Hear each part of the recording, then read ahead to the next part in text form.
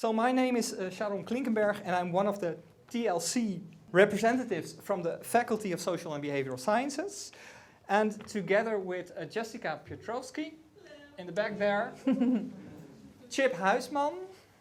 Chip, are you still here or have you left? Yeah, Chip, okay. And Evie Goossens here. We organized this event. We've been planning it for a year now or something, since September. And it was initially an FMG event, but we decided to open it up for the rest of the university. So everybody can join in. And we're also filming the event for everybody that is not able to join us right here, right now. You can view this presentation later, and we will post that on the Canvas site. Right. So, we are thrilled that Dominique is here to present the art of feedback, for she is one of the leading revolutionaries on changing the assessment culture in education. Co-author of the book Toetsrevolutie, she argues for shifting the culture in education from assessment to feedback. Today, she will present the art, but we also asked her to reflect on the time constraints that we have as teachers. So without further ado, I would like to welcome Dominique Sluijsmans. Thank you. Well, thank you for inviting me today here in Amsterdam. Well, first, before I start, I'm not really an assessment specialist, more a curriculum developer. So what I'm doing every day is helping teacher teams designing their curriculum with a special focus on integrating the assessment within it. Because I think that assessment is an integral part of your curriculum. So from that perspective, you must understand my presentation today. And this is the curricular spiderweb I regularly use. Does any one of you recognize this spiderweb? I see some people nodding.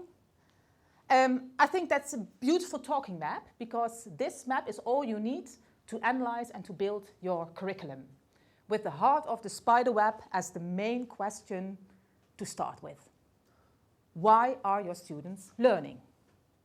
And the answer to that question determines what are you going to do in the rest of the components of this spiderweb. So if you don't have a clear answer on that central question in this spiderweb, it is useless to start with the other 9. Because you could say that why are they learning is because we want them to become, and then you can fill it in for your own context. When it comes to assessment, my main focus in my work is to balance the different functions of assessment in the curriculum. Because we see that often, mainly for students, the emphasis is on the summative part. Students get into motion when they know there is something at stake, when there are credits at stake. It has no use to invest in formative assessment practices when still the summative part is what students drive their learning. There was a recent report from the Onderwijsraad, and they say, well, we have to get the balance back between the formative and the summative functions of assessment within primary, secondary and higher education. For me, giving feedback that is useful for students, I still find one of the hardest parts of my job. Giving students to my PhD students or to students in the bachelor programs. And this was a quote you sent to me. I'll give you some time to read it. Your precious work is ignored. How frustrating is that? To put so much time and effort in precious feedback and it is ignored. So before we try to answer the question, how should I give feedback? I think the question should be, why do we give feedback?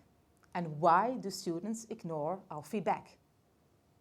That's really interesting to discuss.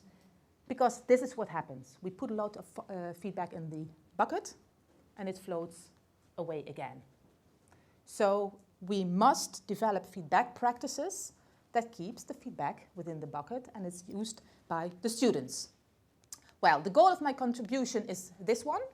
And to do that, I have 3 parts to answer that main goal. Well, first, making sense of a complex concept. What I did is focus feedback within the design of the curriculum as a whole. And when we look at the curriculum that we design for students, traditionally this is what we do. We have some classes, we have some assignments, and then we have a week in which we have exams, where there is something at stake. What happens is that students know that the assessment will drive their learning, because when there is something at stake, that will drive their learning. We call that also the washback effect. I think that you know this effect. The problem is that what we see is that we often have a mismatch between the curriculum and the assessment. For example, that students say that the assessment was too difficult, or there were other questions in it than they expected, that kind of experiences. And often we see that the assessment is also often too late, because at the assessment, then you get information as a teacher what students didn't understand. Well, the whole purpose of a curriculum is that as soon as possible, you get information if your students are still on board and still understand what you are teaching them. Well, that implies that we go to a constructive alignment approach, where your curriculum, assessment, and activities are fully aligned. And that is what we call formative assessment. We are going to include formative assessment activities within your educational activities. So formative doesn't say anything about a test. It's not a feature of a test. Formative is only a feature of the conclusions you draw on the basis of what you see from your students. It has to do with yielding information from your students that helps you as a teacher to know what to do next. So from this perspective, assessment is the start of learning. It's what has to bring students into motion. And often assessment is something we do at the end of a certain educational period. So for me, assessment is the bridge between teacher, teaching, and learning. And it's fully integrated in what you do on a daily basis with your students. So what you are going to do is to organize a process. So formative assessment refers to a process that you are going to organize around these three key questions. Where is the student now? Where should the student, what are the goals? And what do we have to do to bring the student to the goals we want them to achieve? So in the remainder of my presentation, I will talk about formative behavior. What our students and teachers are going to do to organize a culture in which we are continuously working together towards the desired learning goals.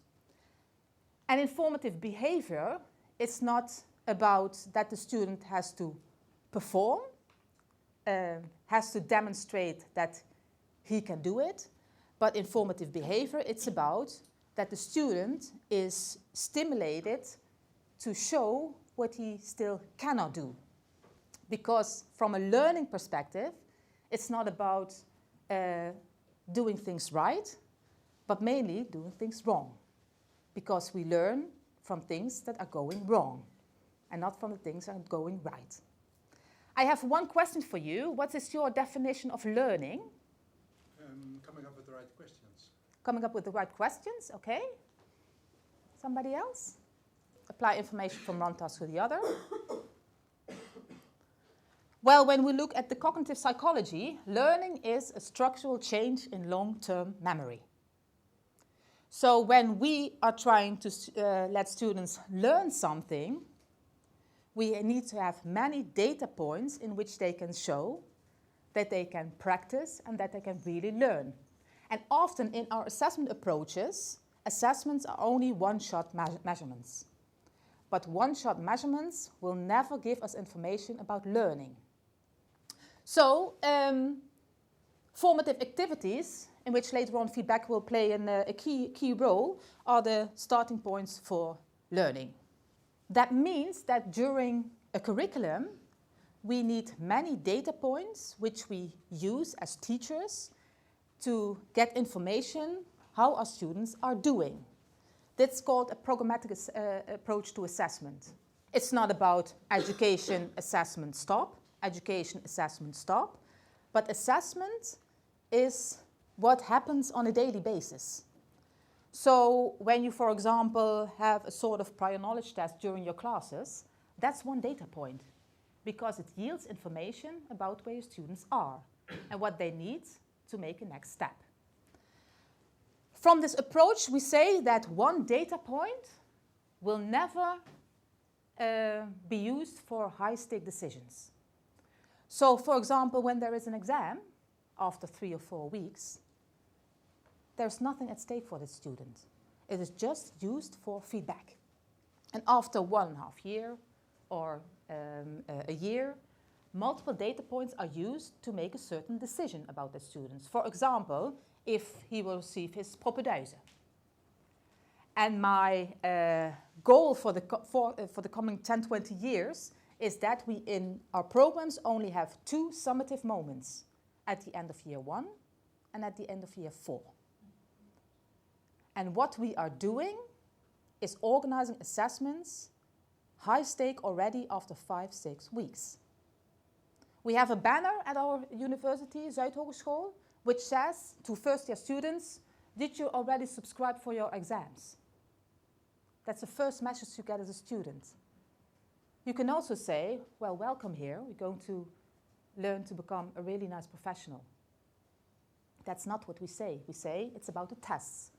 Well, in this approach, we say it's about learning.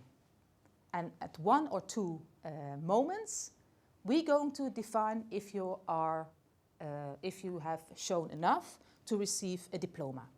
The idea behind this is that when we include too many assessments in our curriculum with a summative purpose, so with credits, you ask your student to continuously run a marathon. While a curriculum has the goal to learn how to run a marathon. That you have the time and the practice to become the professional that is represented in the goals that you have. Well, when we go back to the formative behavior and feedback later on, these are the 2 main goals. So one example, formative behavior is successful when your students attend your classes. Not because they're obliged to, but because there are interesting and attractive activities that will help them to learn and will give them information how they can proceed.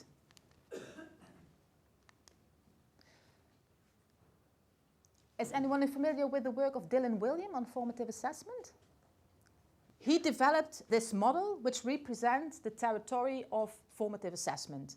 In the green boxes you see the 3 processes of feedback, feed up and feed forward. And there you see the main actors in an educational process, the teacher, the peer and the students.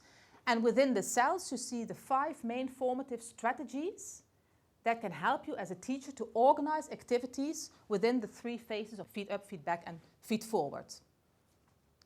So feed up is about clarifying your goals, the success criteria, when you have to write a report, when is it a good report, how can you include your students in the discussion about that. The feedback is about discussions about how are the students doing, based on drafts of reports, for example. And the feed forward is how to go to the next step.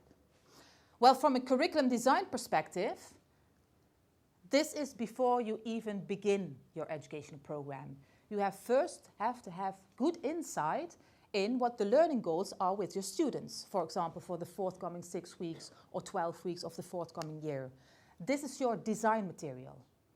If you have a clear vision on what your goals are, then you know which educational activities you should organize.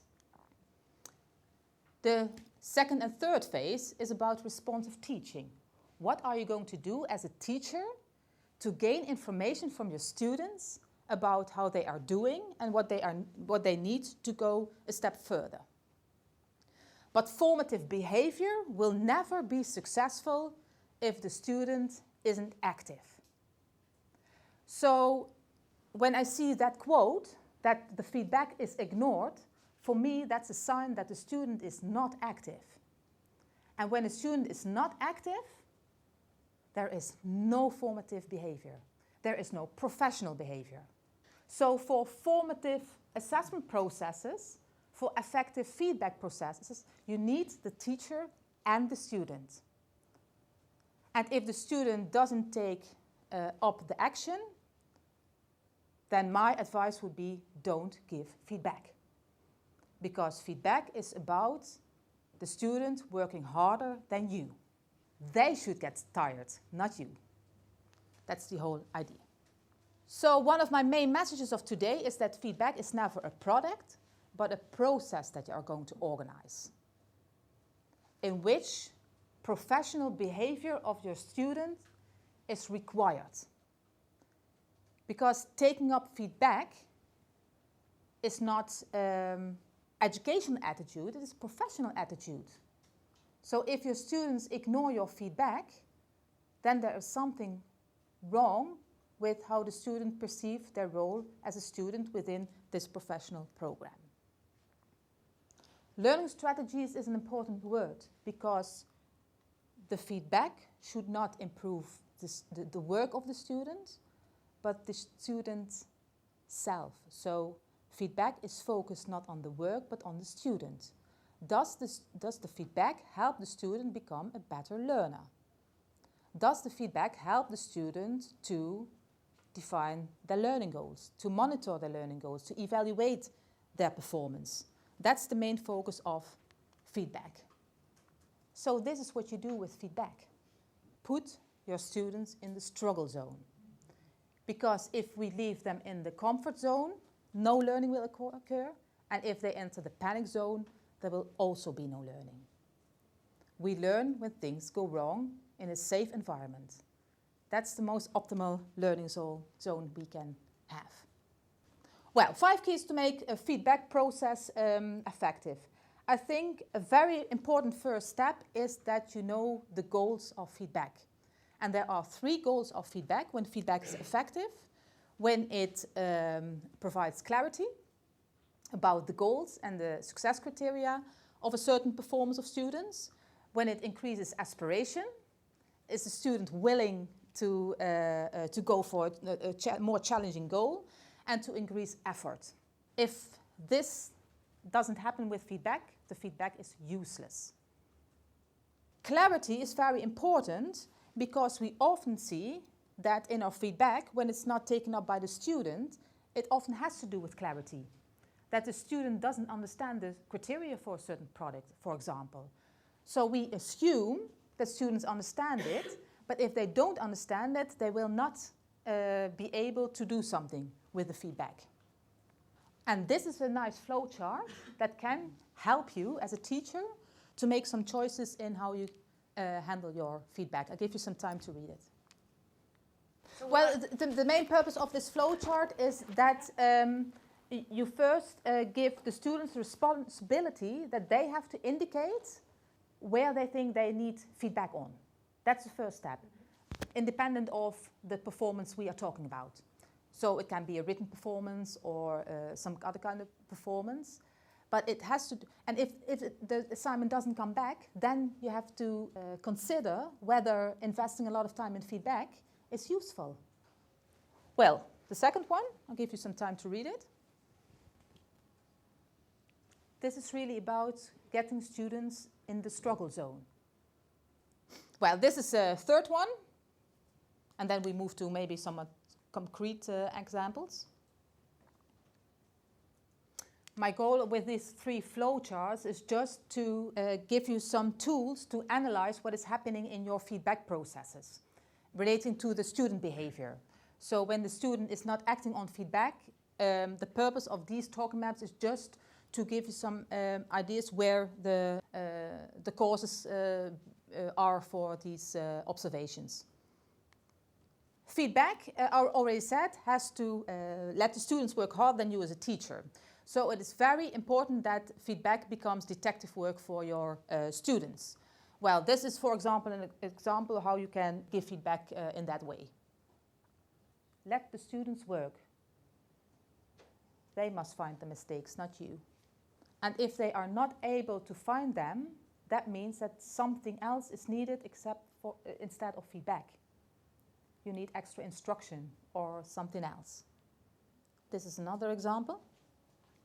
This is what you said from giving feedback, let them formulate feedback questions.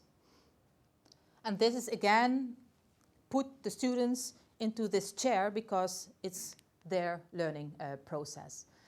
This is an important one. This is about how you can integrate your feedback processes within your educational activities. And this study was very interesting with large groups, for example, where tests were used to get some information from the students. This is what the experimental group did, and these were the outcomes. This is also feedback, but fully integrated in the setup of your class or educational activity. Again, it's about making students active. That is what it's about here. The all students response systems are also very interesting. This is again very applicable to activate prior knowledge, for example, in a new domain or new concepts. And then again, another interesting method is a comparative judgment. Is that new to you? Where you let your students compare pairs of work, and then you're going to ask them which of the two do you think it's better and why, and then you get some insight about the success criteria as also a very active way of involving your students in defining success criteria. Also for you as a teacher, also for summative assessments, a very reliable assessment method. I put the URL here, so if you're interested, you can find some more information. You work with a pool of assessors, and you assess in pairs complex work of students, and then you get a certain ranking from the best work to the worst work, and then you can decide where, for example, a student receives a pass or a fail. Whole class feedback is also a very interesting method to use, and what you do here is that you do not give feedback on individual work, but come to sort of general comments. Well, it is a very good start for or input for a feedback session within smaller groups, but it's more for the first phase of feedback, where you do not invest all your time in the individual work, but try to make it more efficient.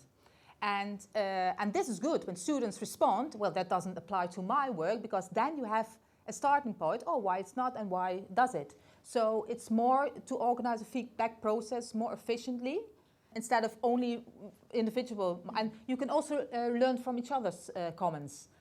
What's very important here is how to improve feedback. For example, that a teacher says, well, your introduction was not well structured, you have to structure it in a better way. And then a student can say, well, if I know how to structure an introduction, I would have done it. So it's also about the steps for really improving, and that's often lacking in the feedback. You see that, okay, feedback is good, but then because of, I think, of the situation that they are in, that they know they will be assessed, they want to have it combined with the assessment. Mm-hmm. And you cannot combine it. And that's what makes it also so difficult.